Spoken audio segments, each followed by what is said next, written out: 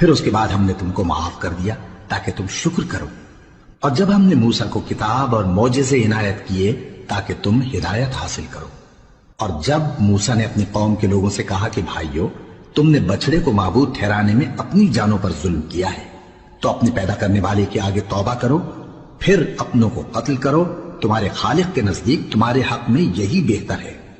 پھر اس نے تمہارا قصور معاف کر دیا،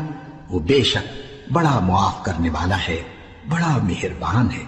اور جب تم نے موسیٰ سے کہا کہ موسیٰ، جب تک ہم اللہ کو سامنے نہ دیکھ لیں گے تم پر ایمان نہیں لائیں گے، تو تم کو بجلی نے آ گھیرا اور تم دیکھ رہے تھے، پھر موت آ جانے کے بعد ہم نے تم کو اثر نو زندہ کر دیا تاکہ احسان مانو، اور ہم نے بادل کا تم پر سایہ کیے رکھا اور تمہارے لیے من و سلوہ اتارتے رہے کہ جو پاکیزہ چیزیں ہم نے تم کو عطا فرمائی ہیں ان کو کھاؤ پیو، مگر تمہارے بزرگوں نے ان نعمتوں کی کچھ قدر نہ جانی، اور وہ ہمارا کچھ نہیں بگاڑتے تھے بلکہ اپنا ہی نقصان کرتے تھے۔ اور جب ہم نے ان سے کہا کہ اس گاؤں میں داخل ہو جاؤ اور اس میں جہاں سے چاہو خوب کھاؤ پیو، اور دیکھنا دروازے میں داخل ہونا سجدہ کرتے ہوئے اور حطوتن کہنا، ہم تمہارے گناہ معاف کر دیں گے اور نیکی کرنے والوں کو اور زیادہ دیں گے، تو جو ظالم تھے انہوں نے اس لفظ کو جس کا ان کو حکم دیا تھا بدل کر اس کی جگہ اور لفظ کہنا شروع کیا،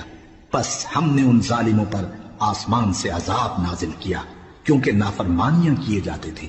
اور جب موسیٰ نے اپنی قوم کے لیے ہم سے پانی مانگا تو ہم نے کہا کہ اپنی لاٹھی پتھر پر مارو، انہوں نے لاٹھی ماری تو اس میں سے 12 چشمے پھوٹ نکلے، اور تمام لوگوں نے اپنا اپنا گھاٹ معلوم کر کے پانی پی لیا۔ ہم نے حکم دیا کہ اللہ کی عطا فرمائی ہوئی روزی کھاؤ اور پیو،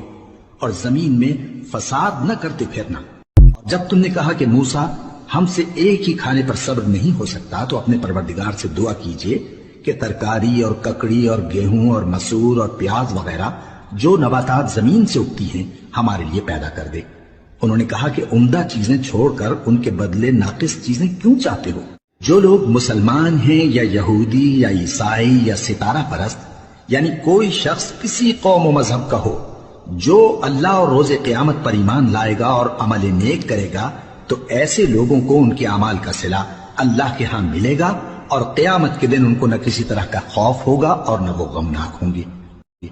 اور جب ہم نے تم سے عہد کر لیا اور کوہ طور کو تم پر اٹھا کھڑا کیا اور حکم دیا کہ جو کتاب ہم نے تم کو دی ہے اس کو زور سے پکڑے رہو، اور جو اس میں لکھا ہے اسے یاد رکھو تاکہ عذاب سے محفوظ رہو،